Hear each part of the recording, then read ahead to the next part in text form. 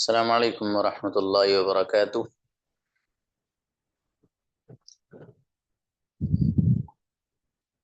जी, कौन है जो कल का लेसन सुनाएंगे? Please come.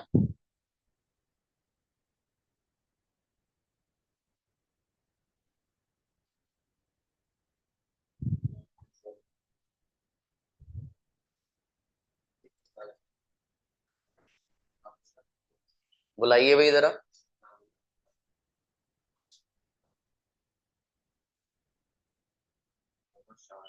शाद आइए आप। मोहम्मद शाद। Unmute yourself. आइए। मोहम्मद शाद प्लीज। अस्सलाम वालेकुम सर।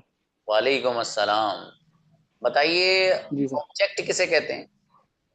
ऑब्जेक्ट कहते हैं सर जो करने वाला होता है, किसी भी सेंटेंस में जो बंदा काम करने वाला होता है उसको ऑब्जेक्ट बोलते हैं सर। क्या बात है भाई, आपने तो बड़ा जोरदार याद किया माशाल्लाह। कल सर मैं थोड़ा क्लास में लेट हो गया था, मैं सोचा था आप मतलब उसमें लिंक भेजेंगे लेकिन लिंक नहीं मिला था, तो फिर मैं नाइट में पढ़ाई किया फिर उसके बाद क्लास देख के। हाँ, लेकिन ये आपने ऑब्जेक्ट के बारे में बताया गलत है बाबू। सही नहीं बताया, इसलिए कह रहा हूँ। नहीं, जो जो मतलब अच्छा ऑब्जेक्ट, मैं सोचा सब्जेक्ट, ऑब्जेक्ट बोलते हैं जिस पर काम किया जा रहा हो। एग्जाम्पल। एग्जाम्पल जैसे कि आई एम ईटिंग केक, तो उसमें केक पर एक्शन किया जा रहा है, मतलब काम ठीक किया है। जा रहा है, तो उसमें केक ऑब्जेक्ट है। शाबाश शाबाश, ठीक है, अच्छा है, समझे हो आप माशाल्लाह। ठीक। देखिए, जैसे इन्होंने ब्रदर शाद ने बताया कि सर मैं क्लास अटेंड नहीं कर पाया था। तो कोई भी रीजन हो सकता है, कभी कभी नेटवर्क काम नहीं करता, कभी कभी होता ये है कि ज्वाइन नहीं हो पाता। तो ये कुछ भी रीजन हो सकता है। तो उसमें आपके पास सेशन रिकॉर्ड होकर दिया जाता है, ठीक है। वो इसीलिए आता है ताकि आप से कल कोई चीज पूछी जाए तो आप ये ना कहें कि सर मुझे नहीं मालूम। तो आपको पता होना जरूरी है। नेक्स्ट बुलाइए किसी और को। बिलाल मोमिन प्लीज। अस्सलाम वालेकुम वरहमतुल्लाहि वबरकातुहू। यस सर, टेल वालेकुम मी। अस्सलाम। Yes brother. बताइए ब्रदर, जिस सेंटेंस में ना होता है उसको क्या कहते हैं? जिस सेंटेंस में ना होता है इसे नेगेटिव बहुत नेगेटिव बढ़िया। कहते हैं। बहुत बढ़िया। और जिस सेंटेंस में सवाल होता है? जिस सेंटेंस में सवाल होता है उसको affirmative, sorry sir, sorry sorry, interrogative, interrogative. Interrogative. शाबाश। ओके। अच्छा, इंट्रोगेटिव सेंटेंस मालूम है कैसे कैसे बनता है? Yes sir. बताओ, शाबाश। Like, you know, are you are you speaking English, मतलब और आर बनता यू ईटिंग कैसे? राइस। बनता कैसे, एग्जाम्पल नहीं। बनता कैसे ये, जैसे मेरा अफर्मेटिव सेंटेंस जो होता है जहाँ पे हाँ होता है, उस चीज को यदि हम लोग WH वर्ड के साथ जोड़ देते हैं, ठीक है, उसको हम लोग इंटेरोगेटिव बोलते हैं। चलिए, कोई बात नहीं, किसी और से पूछ लेते हैं, कोई बात नहीं। ओके शाबाश। सर। नेक्स्ट। ओके। हम्म। हाँ, हसनैन प्लीज। जी अस्सलाम वालेकुम। सलाम। Yes brother. आप इस सवाल का जवाब दीजिए जो हमने ब्रदर से पूछा था। इंट्रोगेटिव सेंटेंस किसे कहते हैं और कैसे बनता है?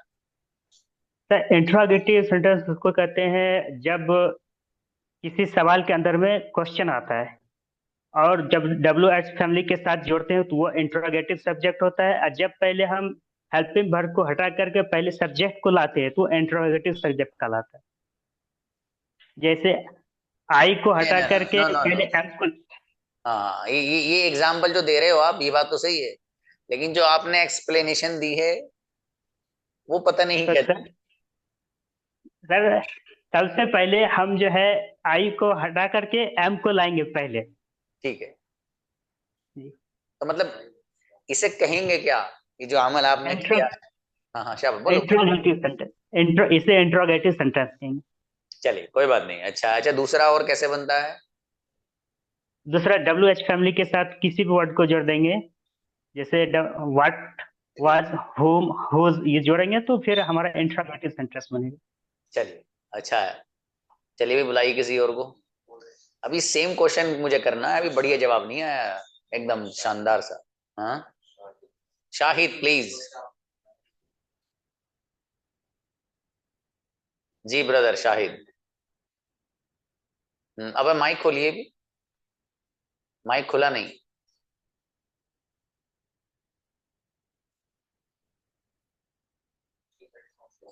देखिए वो जो है ना माइक का निशान आ रहा होगा, उस पर क्लिक करिए तो हट जाएगा वो, जो तीर का सा क्रॉस का निशान है। आइए, हाँ नेटवर्क चले, कोई नेक्स्ट बुलाइए किसी और को। He knows, I think he knows. इनको बिलाल को तो पता है, इनको मत बुलाइए इसमें। हाँ चलिए बिलाल, आपको फिर मौका देंगे। नेक्स्ट अहलिया बिलाल, आप आइए। सर इंट्रोगेटिव में जो हेल्पिंग वर्ब होता है उसको पहले रखते हैं, जैसे आर यू स्टडिंग इंग्लिश। अगर यस में होगी अगर क्वेश्चन, तो उसको अफर्मेटिव सेंटेंस कहेंगे, अफर्मेटिव इंटरोगेटिव सेंटेंस बोलेंगे। और अगर नो में होगी ये क्वेश्चन, तो उसको negative affirmative sentence, negative interrogative sentence का। तो मैं सवाल कर रहा हूं, उसका जवाब दीजिए। पहली बात तो ये है कि जिस सवाल में, जिस सेंटेंस में सवाल होता है उसको क्या कहते हैं? एक बात, जब आप ये अच्छा बताइए, किसे कहते हैं जिसमें सवाल होता है उसको क्या बोलते हैं? सवाल होता है उसे इंटरोगेटिव सेंटेंस। इंटैरो मत बोलिएगा, इंटरोगेटिव। इंट्रोगेटिव। हाँ गुड़िया, इसको प्रैक्टिस करिएगा, ठीक है? इंटरोगेटिव। चलिए अब इंटरोगेटिव सेंटेंस कितने तरीके से बनता है वो बता दीजिए बस। दो तरीके से बनता है। कैसे कैसे? बस इतना सा बता दो। एक हेल्पिंग वर्ब को आगे रखेंगे, पहले रखेंगे, जैसे आर यू ईटिंग राइस, इस तरीके से। और एक WH जो फैमिली होती है उससे पहले रखेंगे, जैसे why are you eating rice, या फिर व्हाट आर। शाबाश शाबाश। चलिए भाई नेक्स्ट, किसी और को बुलाइए, दो तीन बच्चों को और बुलाइए, जो कि असल तो ये तो खैर कोई नहीं, असल तो ये लेसन है जो आज का है वही असल है, ठीक है? मतलब इसका ये मतलब नहीं कि पिछला वाला जो था वो असल नहीं है। मेन जो आपको बोलने का काम है वो यहीं से शुरू होता है, जो आज का लेसन। हाँ बुलाइए भाई। सलामकुम सर। सलाम। यस ब्रदर, बताइए आप। सर जिसमें सवाल किया जाता है नहीं वो नहीं नहीं, इंटरोगेटिव होता आपसे अलग सवाल है, वो छोड़ दीजिए। है। Okay okay okay. आप ही बताइएगा कि हेल्पिंग वर्ब किसे कहते हैं? सर हेल्पिंग वर्ब जिसमें बीच में एम लगाया जाए उसको हेल्पिंग वर्ब कहते हैं। नहीं, ये तो बड़ी आसान डेफिनेशन हो गई भाई। अच्छा, जहां एम नहीं आएगा और दूसरा कोई वर्ड इस तरह का है, फिर उसके बारे में क्या कहेंगे? हाँ वो बताओ जो मैंने कल बताया एक्चुअली था। हेल्पिंग वर्ब का मतलब है किसी चीज जिसके थ्रू मतलब चीज हो रही है उसको हेल्पिंग वर्ब कहेंगे। नहीं, चलो कोई बात नहीं, कोई बात नहीं। चलिए शब नेक्स्ट, किसी और ओके को सर। बताइए कोई। शबनम प्लीज, आइए शबनम। इस्लाम, स्पीक अ बिट लाउडर, जोर से बोलने, तेरा आवाज नहीं आ पा रही। हेलो। हाँ आप सही है, ये बोलें। जी सर। हेल्पिंग वर्ब किसे कहते हैं भाई? सर जो हेल्प की वर्ब की मदद करता है मतलब कोई भी सेंटेंस हो उसको कंप्लीट करने में। हाँ समझाइए, मिस एग्जाम्पल देकर समझाइए भाई साहब। आपको मतलब कोई प्रॉब्लम तो नहीं? आप कैमरा ऑन कर सकते हैं अपना। सॉरी सर, आज नहीं। चलो कोई बात नहीं, आज मत करिए, बताओ चलो। सर जैसे आई एम स्टडिंग इंग्लिश, हम्म, तो जो स्टडी है तो उसको मतलब उससे पहले लगता है हेल्पिंग वर्ब, क्योंकि जो सेंटेंस को कंप्लीट करती है। तो मतलब समझाइए ना कैसे है हेल्पिंग वर्ब, मतलब यही तो है। जी। सर समझा नहीं पा रहे? समझ गए? समझ गई नहीं? बताओ जा। ये सर समझ गई, लेकिन समझा समझ नहीं गई, पाई। समझा नहीं, कोई बात नहीं, मैं उस स्टूडेंट की तलाश है मुझे समझाएगा, बुलाओ भाई। फादर आइए आप। अस्सलाम वालेकुम सर। इस्लाम, आप तो लड़के तो hope you are camera on fine करके सर। बोलिए, लड़कों के पास तो कोई एक्सक्यूज ही नहीं है। हाँ yes please. Sir, helping word is connecting to the verb any helping the verb to connect the subject and verb. Please explain Ja- how. Give I the am example. yes, sir, I am studying. जो I subject होता है और studying आके verb होता है, but I am नहीं लगाएंगे तो वो कंप्लीट सेंटेंस नहीं होता है। वो एक सेंटेंस है आई स्टडीइंग, बट आई एम लगाएंगे तो हेल्पिंग वर्ब से जो सेंटेंस पूरा कंप्लीट हो जाता है। चलिए, किसी हद तक आपने माशाल्लाह बताया, लेकिन अभी मजा नहीं आया। देखते हैं नेक्स्ट। बुलाइए किसी को। I am trying to find the student who will give me answer correctly and perfectly. Yes, Arshi आइए आप।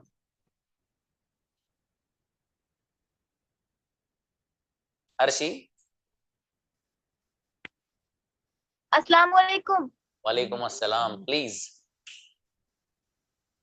सर। अस्सलाम। हेल्पिंग वर्ब उसे कहते हैं जो सब्जेक्ट और वर्ब के बीच में आता हो। अच्छा। जैसे I am studying English, am क्या कर रहा है, सब्जेक्ट और वर्ब के बीच में आ रहा है।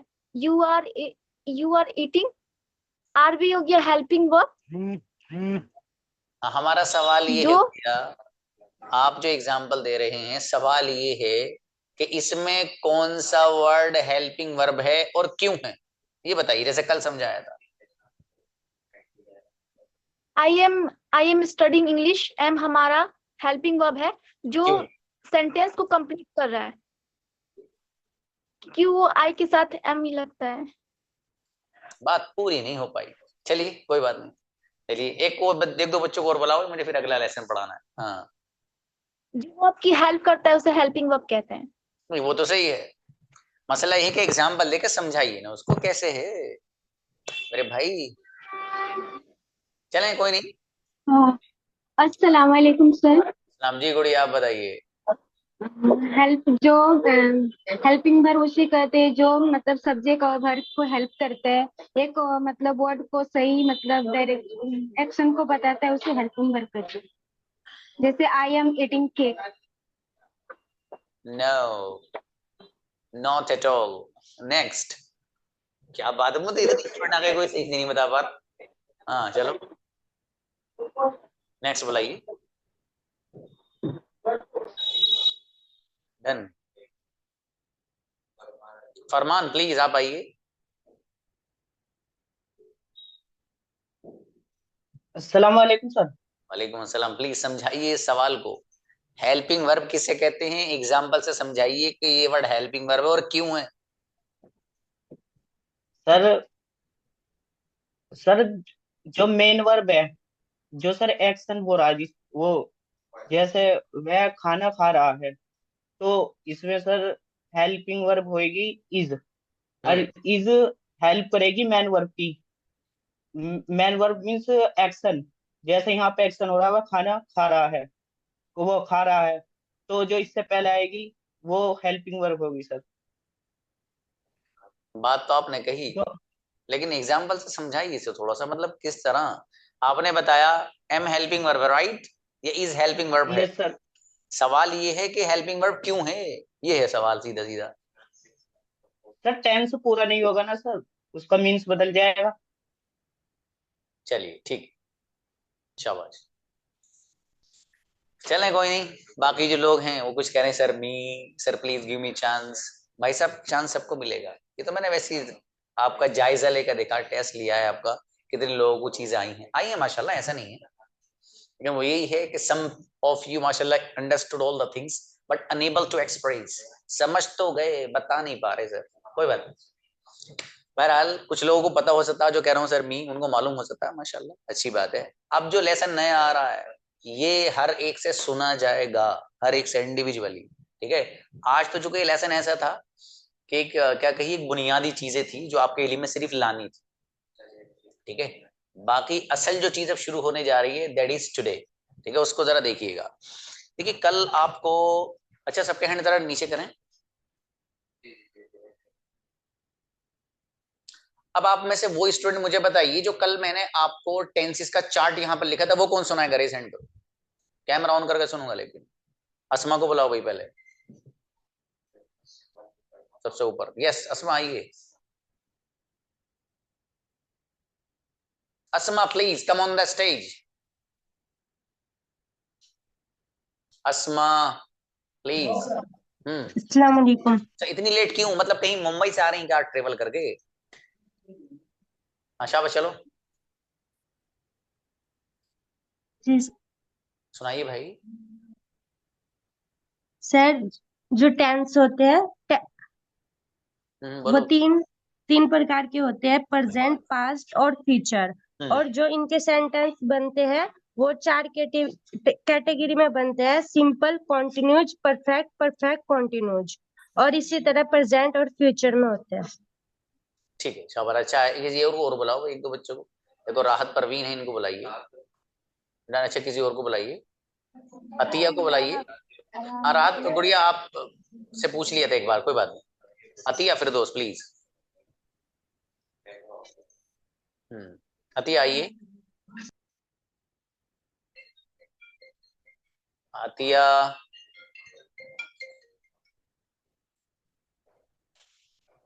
किसी और को बुलाएं भाई, इतना टाइम नहीं प्लीज।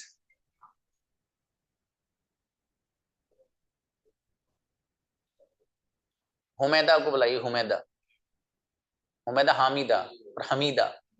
हमीदा प्लीज आइए।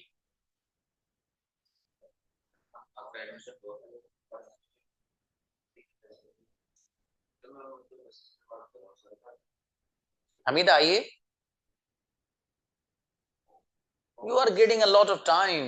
यस अस्सलाम वालेकुम सर। सलाम जी, एकदम बोला कीजिए आप सब लोग। सर कैसे हैं आप? अल्हम्दुलिल्लाह बढ़िया बेहतरीन, आप बताएं। जी सर, तीन कैटेगरी होती है, प्रेजेंट, पास्ट, फ्यूचर, और तीनों के चार चार होते हैं, present simple, present continue, present perfect, present perfect continue. शाबाश ठीक है, अच्छा है। हाँ कुछ लोग कह रहे हैं सर माइक ऑन नहीं हो रहा है, किसी का नहीं होगा इसको अलाउ किया जाएगा, उसी का होगा। ठीक है इसलिए परेशान मत हो। बहरहाल चलिए अच्छा है। तो देखिए जैसे कि कुछ लोगों ने आपने माशाल्लाह सुनाए, तो कैटेगरीज कल आपको बताई थी कि एक वो वक्त होता है जो गुजर जाता है, उसको बोलते हैं अंग्रेजी में पास्ट। एक वो है जो चल रहा है, उसको बोला जाता है प्रेजेंट। और एक जो आएगा उसको कहा जाता है फ्यूचर और मुस्तकबिल। ठीक है, अब देखिए हमने कल आपको बताया था कि जो पास्ट है उसकी भी 4 कैटेगरीज हैं। ठीक है, उसके जैसे मैंने एक अपने अंदाज में वैसी थोड़ा सा मिजाहिया कपड़े पहनाकर बताया था कि उसके 4 बेटे हैं। पहले का नाम सिंपल है, यानी past simple, past continuous, past perfect, past perfect continuous. Simple को इंडेफिनिट भी बोलते हैं, कुछ भी बोल सकते हैं, दोनों का एक ही मतलब है। इसी तरीके से प्रेजेंट में present simple, continuous, perfect, perfect continuous. इसी तरीके से future, future simple, continuous, perfect, perfect continuous. ठीक है, तो ये कुल मिलाकर 12 के 12 टेंसेस हैं जो अंग्रेजी की दुनिया में एक रीढ़ की हड्डी की काम करते हैं। ठीक है, जिसको टेंसेस अच्छे से आते हैं वो अच्छे से कम्युनिकेशन कर पाता है, और जिसको टेंसेस नहीं आते वो कभी टक्कर यहाँ मारता है कभी वहां मारता है। पता चला भाई साहब जिसको टेंसेस नहीं आएंगे, अभी जरूरत है भाई साहब को पानी की अशद, प्यास लग रही बहुत ज्यादा, अब अंग्रेजी में बोलना है कि जी मुझे पानी चाहिए। अब किसी के पास आए भाई साहब तो आप ये तो कहेंगे मुझे पानी चाहिए। अगर कोई बंदा इस बात को ये कहे कि मैंने पानी पिया था, तो सामने वाला आपको पानी दे देगा? वो कहेगा तो मैं क्या करूं, पानी पिया था तो भाई साहब, तो पिया था और पी लेते आप।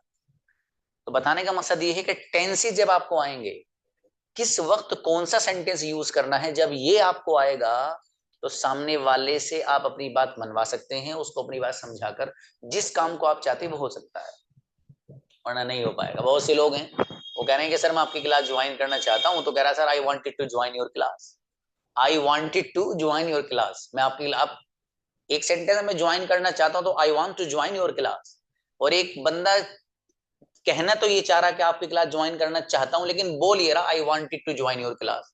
तो भाई साहब अगर आप चाहते थे तो अच्छी बात थी, तो मैं क्या करूं बताइए इसमें। तो मतलब कहने का मकसद ये है कि जो टेंस आपको पढ़ाया जा रहा है, ठीक है, उसको आपको ये देखना है कि हम आपको इसका इस्तेमाल कैसे करना है, उसका सही तरीका और उसकी सही जगह क्या है। ठीक है, यहाँ इंशाल्लाह एक एक चीज क्लियर होगी आपकी, एक एक चीज इंशाल्लाह, किसी को कोई कंफ्यूजन नहीं रहेगा, किसी भी स्टूडेंट को।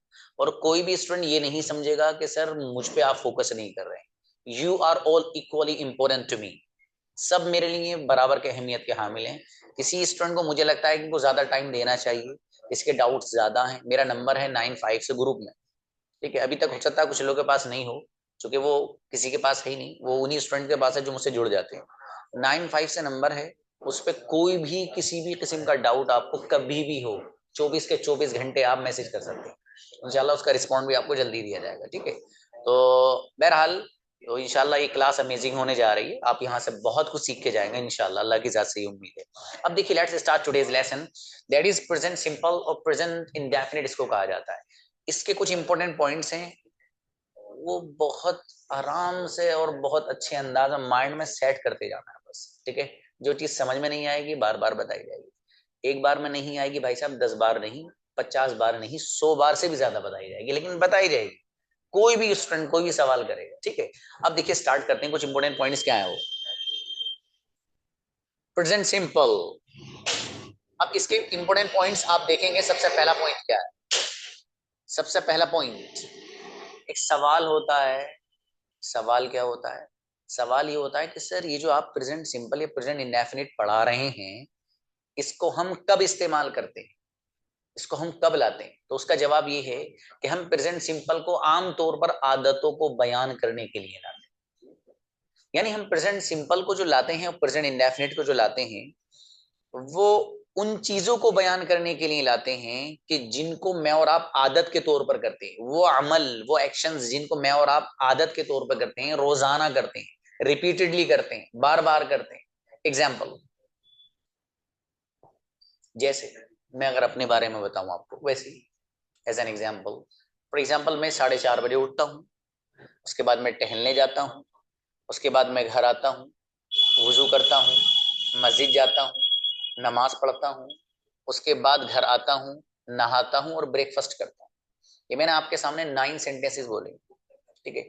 अब ये जो मेरा एक्टिविटी है सारी की सारी, कि मेरा फॉर एग्जाम्पल 4:30 बजे उठ जाना, उसके बाद उठकर टहलने जाना, फिर उसके बाद मस्जिद जाना, यानी मैं मस्जिद जाता हूँ, फिर उसके बाद मैं नमाज पढ़ता हूँ, उसके बाद मैं घर आता हूँ, नाश्ता करता हूँ, नहाता हूँ, नाश्ता करता हूँ, फिर मैं अपने स्कूल चला जाता हूँ, ठीक है। मेरी एक्टिविटीज है, ये मेरा वो अमल है जिसके मैं रोजाना करता हूँ। तो जो एक्शन आप रोजाना करते हैं, रिपीटेडली करते हैं, बार बार करते हैं, तो ऐसे कामों को बयान करने के लिए और बताने के लिए आप प्रेजेंट इंडेफिनिट और प्रेजेंट सिंपल का इस्तेमाल करते हैं। एक छोटी सी बात और इसमें, देखिए कुछ चीजें ऐसी हैं कि जो आफाकी सच्चाइयों के कबील से हैं, यानी वो ऐसी जो यूनिवर्सल ट्रूथ जिनको कहा जाए, यानी वो ऐसी सच्चाइयां जिनको झुटलाया ना जा सकता हो। जैसे सूरज कहाँ से निकलता है भाई साहब? सवाल अगर कोई करने लगे तो आप क्या कहेंगे? सूरज कहाँ से निकलता है भाई? वहीं से निकलता है जहाँ से रोजाना निकलता है। तो निकलता कहाँ से है? तो मशरिक से निकलता है। डूबता कहाँ है? मगरिब में जाके डूब जाता है, ठीक है। तो ये ऐसी सच्चाई है जिसको कोई नहीं झुटला सकता। बारिश कहाँ से होती है भाई साहब? जमीन से होती है? नहीं, आसमान से होती है। तो ये एक सच्चाई है, इसको झुटलाया नहीं जा सकता। तो जो इस तरह की सच्ची चीजें हैं, जो यूनिवर्सल ट्रूथ एक वर्ड इस्तेमाल होता है अंग्रेजी में, ठीक है, आफाकी सच्चाइयां उर्दू में इस्तेमाल होता है। तो ऐसी चीजें जिनको झुटलाया नहीं जा सकता, वो एक हकीकी हैं, अल्लाह पाक की कुदरती बनाई हुई हैं इस तरह की चीजें, जैसे कि बारिश का आसमान से होना और सूरज का जो है मशरिक से निकलना और मगरिब में उसका जाके गुरूब हो जाना, डूब जाना। तो ये अल्लाह पाक का एक ऐसा निजाम है जिसको झुटलाया नहीं जाता, ठीक है, यूनिवर्सल ट्रूथ में से है। तो उन चीजों को बयान करने के लिए भी आप इसका इस्तेमाल करते हैं, ठीक है। एक पॉइंट हमारा एक क्लियर हुआ कि हम प्रेजेंट इंडेफिनिट प्रेजेंट सिंपल को क्यों लाते हैं। जवाब ये दिया गया कि वो काम जिनको मैं और आप आदत के तौर पर करते हैं, रोजाना बार बार जो हमारी जिंदगी में करते हैं हम, जैसे मैंने अभी बताया, इतने बजे उठता हूँ, फिर टहलने जाता हूँ, फिर मस्जिद जाता हूँ, उसके बाद फिर कुरान की तिलावत करता हूँ, फिर मैं नहाता हूँ, ब्रेकफास्ट करता हूँ, फिर स्कूल चला जाता हूँ।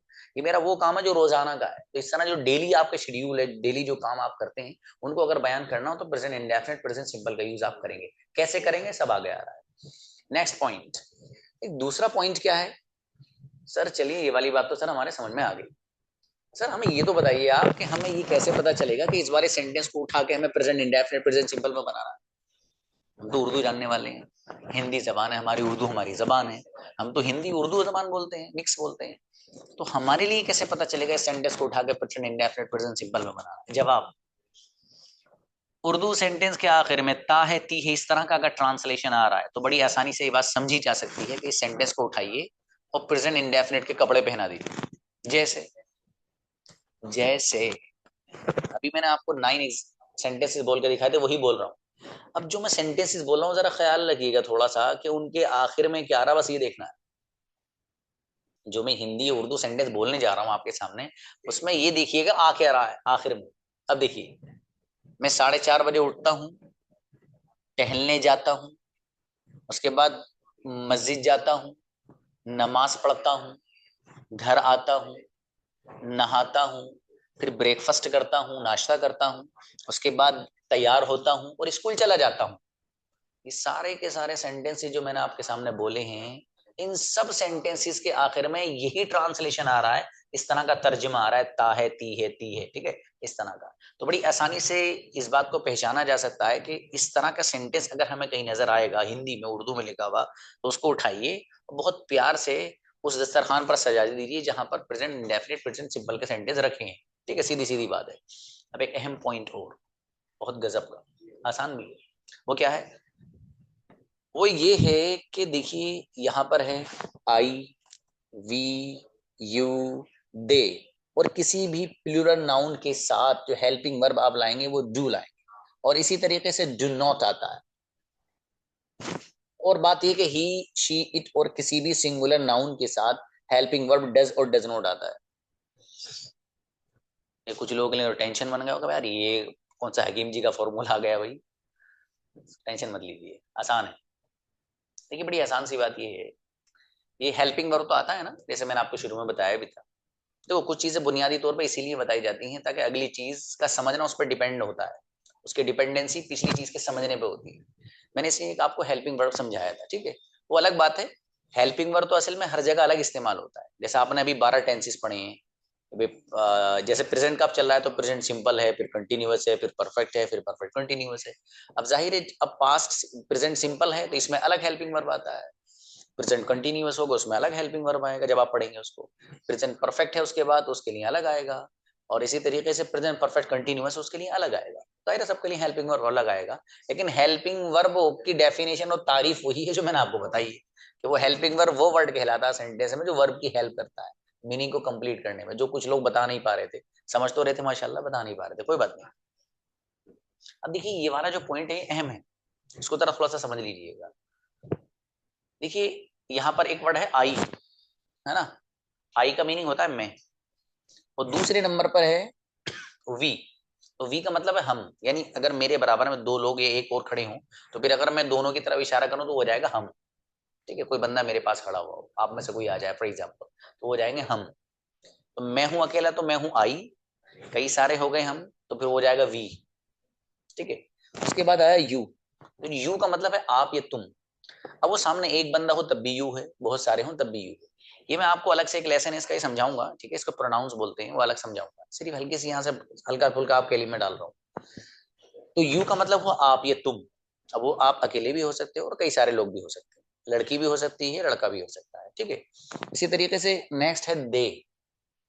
दे का मतलब ये है कि वो लोग जो घर पे हैं, फॉर एग्जाम्पल आप यहाँ क्लास ज्वाइन कर रहे हैं या मैं यहाँ अकेला पढ़ा रहा हूँ, ठीक है, अब मेरे घर पे मेरी फैमिली है, मेरी वालिद हैं, मेरे वालदा हैं, मेरे वालदा हैं, मेरे वालिद साहब हैं, मेरा भाई है, मेरी बहन, ठीक है, ये सारे के सारे जो यहाँ नहीं है वो सब के सब दे। फिर से बताता हूँ, मेरे कुछ दोस्त भी हैं, ठीक है, मेरे कलीग्स भी हैं, मेरे रूममेट्स भी हैं और मेरे क्लासमेट्स भी, वो लेकिन यहाँ नहीं है ना। अगर मैं उन सबके बारे में कोई बात बताऊंगा अंग्रेजी में तो मैं लफ्ज इस्तेमाल करूंगा दे, वो, ठीक है। बहरहाल इसको डिटेल में समझेंगे आप बाद में जब एक लेसन इसका मुस्तकिल आएगा। तो खुलासे का, अच्छा एक चीज और है इसमें लिख रहा, देखिए प्लूरल नाउन। तो प्लूरल नाउन का क्या मतलब है? देखिए कोई चीज अगर एक होती है तो उसको कहा जाता है अंग्रेजी में सिंगुलर, एक हो, ठीक है, कोई भी चीज अगर एक होगी तो वो होगी सिंगुलर, और ये एक से अगर जायद बन जाएगी, चाहे वो दो हो या दो से जायद हो, तो उसको अंग्रेजी में कहा जाता है प्लूरल।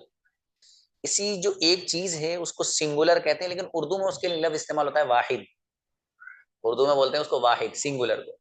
और एक से जायद जो चीज बन जाएगी वो अंग्रेजी में होगी प्लूरल, उसी को उर्दू में कहा जाता है जमा।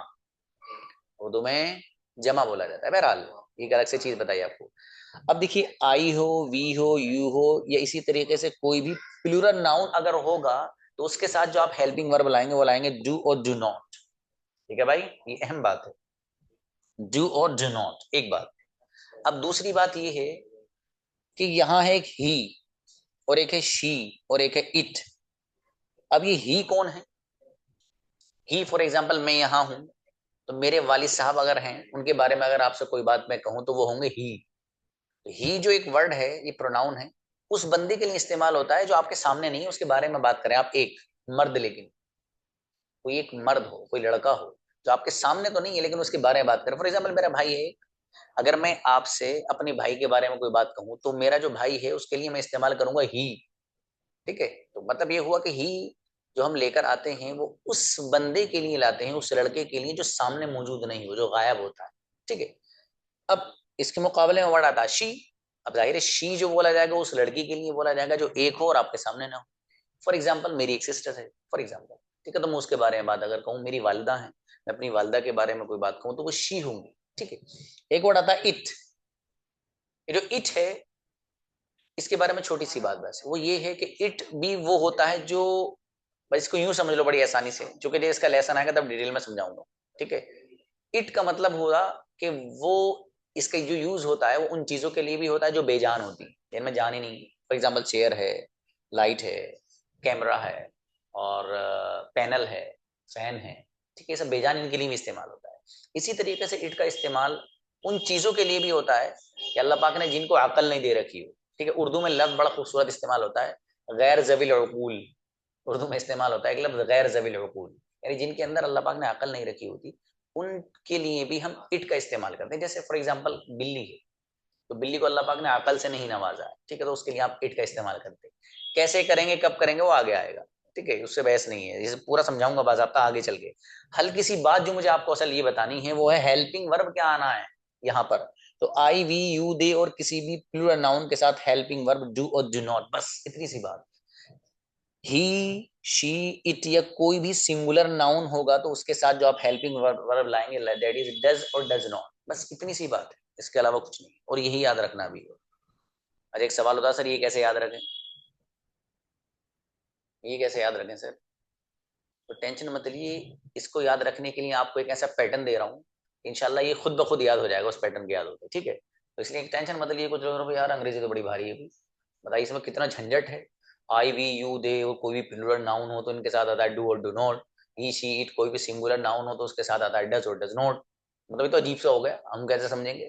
तो कुछ लोगों के दिमाग में चल रहा होगा, तो मैं उनसे यही कहूंगा डोंट वरी, परेशान मत होइए भाई साहब। अभी जो आगे एक चीज अलग दिखाने वाला हूँ वो इन सबको चुटकियों में हल करने वाली है। ठीक है, अब देखिए अगली चीज, एक पॉइंट और उसको समझ लीजिएगा। क्या पॉइंट है भाई? देखिए जो अंग्रेजों के यहाँ वर्ब है ना, आपको समझाया था शुरू में, सेंटेंस में कितनी चीजें होती हैं। फॉर एग्जाम्पल 3 बताई थी, फिर 4 बताई आपको, यानी सब्जेक्ट, वर्ब, ऑब्जेक्ट, और नीचे बताया था आपको हेल्पिंग वर्ब। ठीक है, तो ऊपर वाली 3 चीजें जो आपको 4 चीजें बताई थी उनमें से एक था वर्ब। वर्ब किसे कहते हैं आपको पहले बताया जा चुका कि जो लफ्ज, जो वर्ड काम को बताता है, एक्शन और अमल को बताता है, उसको वर्ब कहा जाता है। अभी जो वर्ब है ना, अंग्रेजों के यहाँ इस वर्ब की 3 शक्लें हैं। बुनियादी तौर पर अंग्रेजों के यहाँ जो वर्ब आते हैं ना उसकी 3 शक्लें हैं।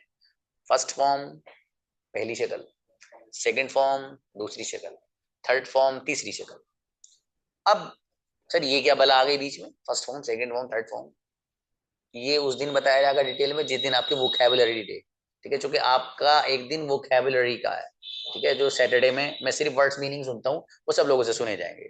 तो बहरहाल ये उस दिन बताऊंगा कि ये होते क्या है, लेकिन बताना इतना सही है कि अंग्रेजों के यहाँ जो 3 शक्लें होती है ना, यानी वर्ब की first form, second form, then third form, यहाँ कौन सी यूज होगी, ये है असल सवाल, ये समझाना है आपको। तो यहाँ पर वर्ब की फर्स्ट फॉर्म इस्तेमाल होती है, सबसे आसान, गो, कम, स्पीक, ड्रिंक, सिट, स्टैंड, सी, लुक, स्पीक और प्ले फॉर एग्जाम्पल। ठीक है, सारे वर्ब की फर्स्ट फॉर्म यहाँ पर इस्तेमाल होती है, आसान है, कुछ नहीं इसमें। तो यही कहा था कि वर्ब की फर्स्ट फॉर्म आती है, लेकिन ही, शी, इट वगैरह के साथ, यानी सिंगुलर नाउन के साथ वर्ब की फर्स्ट फॉर्म के आखिर में कहीं पर एस कहीं ई एस आता है। ठीक है, ये जो लास्ट में मैंने आपको बताया ना, ये आपको समझ में नहीं आएगा, मैं भी चाहता हूँ नहीं आएगा, मैं भी चाहता हूँ नहीं आए सर, कैसी बात कर रहे हैं भाई, क्या पढ़ा रहे हैं सर, हमारे समझ में नहीं आएगा तो फिर कोई बात है नहीं, सच में नहीं आए, कैसे आएगा फिर सर। अब ये जो मैं आपको पैटर्न दिखाने जा रहा हूँ, ये भाई साहब चाहे 4 दिन लगे या 5 दिन लगे, जब तक हर एक से सुन नहीं लूंगा उसका पीछे नहीं छूटेगा। वो क्या है वो देखिए, अब वही असल है जो मैं आपको अब दिखाने जा रहा हूँ, देखिएगा वो क्या है भाई, पैटर्न। ये हर एक से सुनूंगा, 110% सुनूंगा। कैसे सुनूंगा, ऐसे सुनूंगा। आई गो में जाता हूँ, आई डोंट गो मैं नहीं आता, डू आई गो क्या मैं जाता हूँ, डोंट आई गो क्या मैं नहीं आता, वाई गो मैं क्यों जाता हूँ, वाई डोंट गो मैं क्यों नहीं आता, आई गो में जाता हूँ, आई डोंट गो मैं नहीं आता, डू आई गो क्या मैं जाता हूँ, डोंट आई गो मैं नहीं आता, वाई गो मैं क्यों जाता हूँ, वाई डोंट गो मैं क्यों नहीं आता, आई गो में जाता हूँ, आई डोंट गो मैं नहीं आता, डू आई गो क्या मैं जाता हूँ, डोंट आई गो मैं नहीं आता, वाई डोंट गो मैं क्यों जाता हूँ, वाई डोंट गो मैं क्यों नहीं जाता हूँ। आपको एक बार ही सुनाना एक सांस में, लेकिन एक ही सांस में सुनूंगा भाई साहब। कैमरा ऑन करा के, लड़कियां हों उनका भी, लड़के हों उनका भी, ठीक है। जिस कंडीशन में लड़कियां बाहर जाती हैं उस कंडीशन में यहाँ बैठ सकती है।